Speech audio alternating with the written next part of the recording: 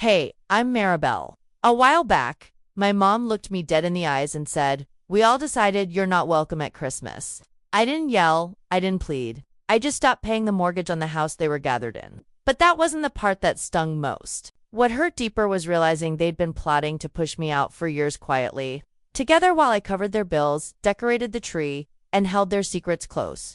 Why does a family keep what you give but discard who you are? Would you stay? Or would you walk away and let them face the weight you've carried in silence? Let's dive into that. That morning, I opened my email, expecting the usual, a group chat about who's bringing the green beans, who's flying, in or which night we'd all squeeze into mom's living room, acting like we hadn't dodged each other all year. But my inbox was blank. I hit refresh once, twice, a third time out of instinct. Not hope. Nothing. I stared at the screen, telling myself they just hadn't started planning. But deep down, I knew. The silence wasn't random. It was coordinated. Later that day, I checked our family's shared drive, where we usually posted gift lists, playlists, and that over-the-top spreadsheet Carlin made every year, ranking everyone's potluck dishes. The folder was gone. I didn't freak out. I didn't text anyone right away. I clicked an old invite link. Access denied. It didn't feel like a glitch. I sent Carlin a quick text. "Hey, did you delete the family folder?" No reply. 38 minutes later, Mom texted, "I figured you're busy this year. Don't worry about Christmas." "No, how are you?" "No, we missed you last time." Just a line dressed up as kindness, but it felt like a door slamming shut. I didn't respond. I just screenshotted it. That night, I lay in bed, phone face down on the nightstand. The quiet felt heavier than usual. I wasn't crying, Joe, don't cry over things that predictable anymore. But something inside me shifted. I'd seen this before. Last Christmas, I showed up late after a work meeting ran long. Arms loaded with gifts and cookies I'd baked at 2 a.m. No one looked up. The table was full, every seat taken.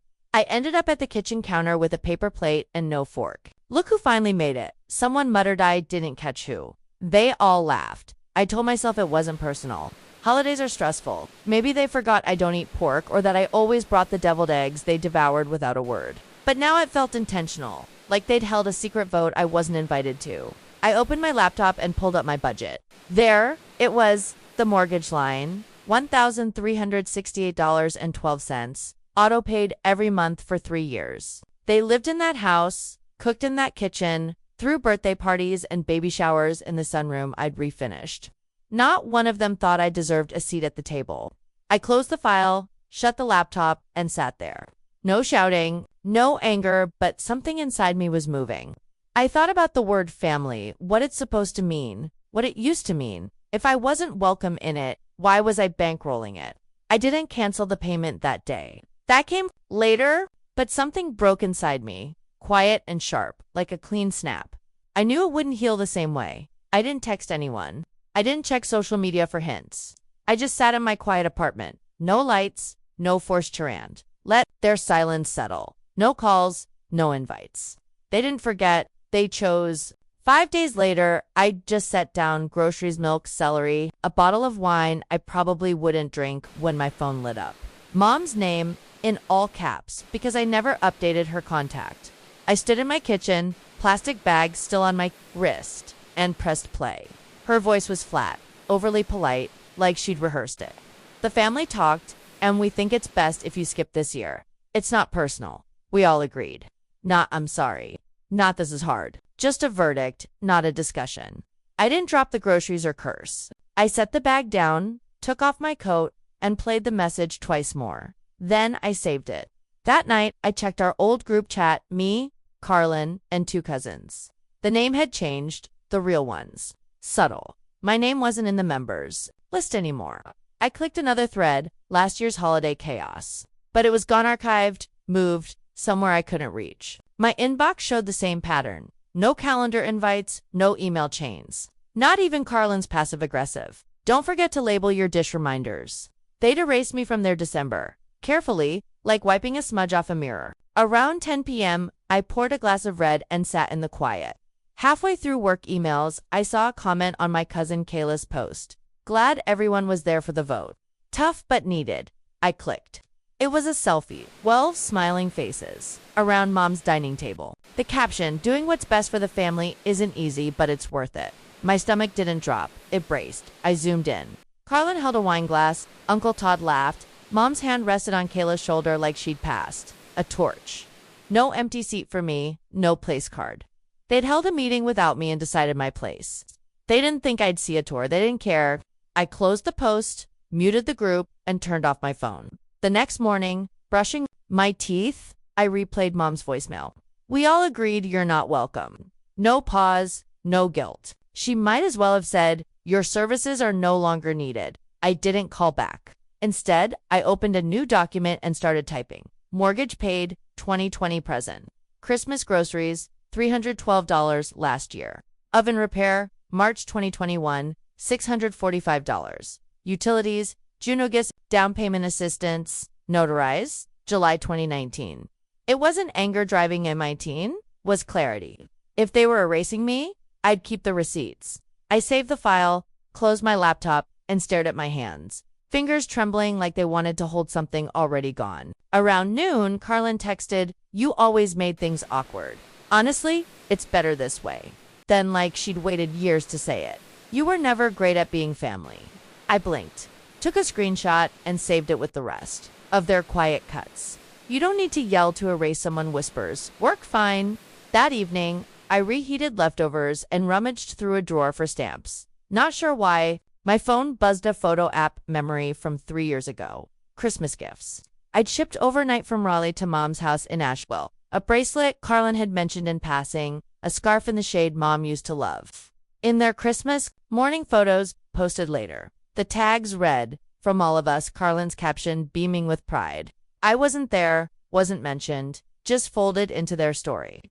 No one corrected her, not even Mom. That memory stuck like a ignoble until now. I set my phone down and stood, restless. Outside, across the street, a couple strung up classic white and gold Christmas lights, the kind Mom used to adore. I hadn't bought a tree or hung a wreath this year. Later, maybe out of curiosity or exhaustion, I checked Mom's Facebook. The first post was her dining room. 12 chairs, candles glowing, a turkey centerpiece, Kayla holding rolls, smiling like she'd earned something. The caption, "Grateful for everyone who made this family whole again." That word whole hit harder than Carlin's texts, Mom's voicemail, or the silence. I zoomed in, Carlin's glittery place cards. No empty chair, no spot for me. I wasn't expected, I wasn't wanted. I closed the app, canceled my PTO for December 22nd to 27th, and scrapped my non-refundable flight. The thought of waiting at an airport, wondering if anyone would show, twisted my gut. This wasn't a tantrum, it was a choice. The next day, over eggs and toast, I opened my banking app. The mortgage payment was due in 3 days. I stared at the number, not because I couldn't pay it, but because I finally asked myself, why am I funding a life I'm not part of? Exclusion starts, small missed texts, rescheduled plans, birthdays they forget, but it grows. One morning, you realize they don't see you, they never did. I didn't move for a while after that thought landed. That night, I pulled up my banking dashboard. There it was, $1,368.12, set to autopay in 3 days. I scrolled through the history, 36 payments, tagged Crane June property, Asheville, NC. They laughed in that house, toasted in it, called it theirs without ever saying mine. I opened a password-protected folder, scanned the warranty deed. I'd co-signed so Mom could qualify a temporary favor. She'd promised partial ownership once things stabilized. That was 3 years ago, mid-grocery run, her voice casual. I believed her because she was my mom, but the title was hers. I was just the bank. I didn't cry or pace. I closed the file and sat in the quiet. Around 9 p.m., an email pinged a forwarded photo from my aunt. Probably a mistake. It was the kitchen I'd paid for. New backsplash, custom chairs, granite. Counters I'd driven for hours to pick because Mom called the local ones tacky. 12 faces, candles burning, everyone smiling. The caption, "In Mom's home, where she raised us all." My chest didn't ache, but my eyes buzzed. That kitchen, that centerpiece I'd hauled from Raleigh, they were mine. No thank you. No acknowledgement, just silence. I paused the mortgage payment. No vengeance, just wait.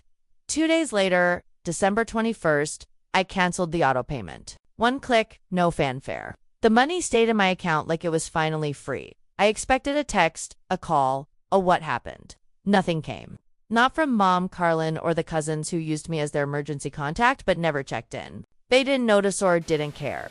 The next morning, I canceled the utilities. Electric, gas, internet, insurance, all in my name. Mom had asked me to cover them just until I hit 60. That was 4 years ago. I documented every confirmation number, forwarded the emails to a backup inbox, and closed my laptop. Let them call the utility companies. Let them explain why the lights weren't automatic. December 24th came quietly. No ornaments, no music. I made soup, wrapped a gift for my neighbor's kid who always brought my mail up in the rain. By 5:30, I was on the couch, soup in hand, when my phone buzzed. A group text I hadn't been in for weeks. Someone added me by mistake. Power's out mid-potluck. Mom's freaking, everything's dark. I checked my email. December 20th, service termination confirmed for 6 p.m. Christmas Eve. It was 6:14 p.m. They were in the dark. I didn't reply. I just leaned back, soup still warm, and whispered, they thought comfort was free. An hour later, another text. Maribel, did you do this? I let the phone go dark. They knew. Carlin probably screamed. Mom likely called customer service, flustered, demanding answers. The account's inactive. Ma'am, you're not the primary holder? I imagined them scrambling for candles. Guests milling in the kitchen I'd remodeled. I wondered if Carlin still bragged about her backsplash. I didn't check social media or expect apologies. That's not how they work. They rewrite the story and call it kindness. Instead, I opened my planner and typed December 24th, first Christmas, not funding betrayal. I brewed tea. The night was quiet, the kind that didn't hurt. Around 10:20, my cousin Nate texted, hey, did something happen? Aunt Dolores is losing it. I could have said, ask her who paid the bills for 3 years. Instead, I turned off the lamp and let the dark linger. I wasn't punishing them, I was choosing me. The next morning, a coworker forwarded a local article. Dolores June hosts annual charity potluck. There she was, arms around Carlin, in the house I'd paid, for my tiles, my windows, my chandelier. The caption, thanks to the bishop, family for opening their beautiful home. I laughed, short, bitter. It wasn't omission. It was theft. That afternoon, my cousin Tamsin messaged, I need to show you something. I didn't agree with them. She sent an audio clip. Carlin's voice, she's cold. Always wants praise for doing the bare minimum. Mom, she's not really family. Just convenient. Laughter. Then Byron, keep her on the papers. It's clean. No one pushed back. I sat with that clip, not shocked, just clear. Hearing Mom call me convenient was a different kind of cut. That night, I uploaded the audio to an anonymous drive and drafted a document. Financial support, 2019. Present mortgage, taxes, renovations, utilities every dollar, receipt, and date. I sent it to 3 inboxes. Byron's boss, the charity board director, and a local news editor I'd worked with. No signature, just facts. They couldn't rewrite it. By the next evening, the charity site updated, scrubbing Dolores's name. Tamsin texted, they're scrambling. Carlin's blaming me. Mom's panicking. Byron's on leave. I replied, I didn't start a war. I declared independence. Later, I opened a storage box of old cards. Best daughter, couldn't do it without you. I tore them in half. Not out of anger, but because they were lies. I wasn't erasing history. I was rewriting the headline. The next morning, I emailed the bank. I've been removed from the family, so I've removed myself from the financials. I attached the PDF every dollar I'd spent. Carlin texted, you're destroying Mom's legacy. I hadn't destroyed anything. I'd unplugged it. Dolores texted, how could you humiliate me? We're still family. I didn't reply. Byron stayed silent, likely dealing with HR after the recording hit his boss's desk. That night, I visited Norma Fisk, Mom's neighbor for 17 years. She handed me oatmeal cookies and a quilt. I saw the news. She said, you were always the strong one. That's why she tried to erase you. I nodded. She almost did. Norma smiled, but she didn't. Back home, I threw out old photos, birthdays. I wasn't really part of cards that listed everyone but me. Not because they hurt, but because they didn't matter. Tamsin texted, Grandma's asking if you're okay. I replied, tell her I'm more than okay. I'm visible. I set the phone down and watched snow fall outside. No one was expecting me. No guilt, no demands, just my space. my rules. A week later, a cream-colored card arrived from Mom. I made mistakes. I hope you'll sit at our table again. Merry Christmas. No apology. Just hope she hadn't earned. I slid it into a drawer, not the trash. That mattered. Forgiveness wasn't about them. It was about what I refused to carry. Tamsin visited, bringing molasses cookies. We talked about her thesis, the weather, coffee, anything but the house. They don't get why you left, she said. I didn't leave, I replied. I stopped chasing people who stood still. Dolores now writes the mortgage checks. Carlin handles taxes. The house still stands, but its air has shifted. My name lingers in the gaps. The questions they don't ask. Absence can be louder than presence. I updated my records, changed my address, listed Tamsin as my emergency contact, and marked the day I left alone. 1 year free, I wrote on my calendar, no champagne, just truth. On a clear January day, I walked a trail behind my building. The cold woke me up. Some houses you leave, some you outgrow. They stop being home when you stop begging to be let in. Leaving wasn't the hardest part. Learning to live without permission was. I thought loyalty meant silence, that giving enough would make them see me. They didn't. But I learned something better than their approval. You don't need their table to know your worth. You can build your own and serve peace. If you've ever been the one holding things together while they made you feel like the problem, hear this. You're not difficult. You're done being diminished. Stepping away isn't quitting, it's coming home to yourself. I'd love to hear your story. Have you ever had to walk away from a family or group that made you feel small? What helped you choose peace? Drop it in the comments. If this resonated, type 1 or tell me where you're watching from. I read everything. If it didn't hit, tell me why I'm here to listen. Just like I wish someone had been for me. Subscribe for more stories that heal, voices that rise, and truths we're ready to tell. This isn't goodbye, it's the start of choosing you.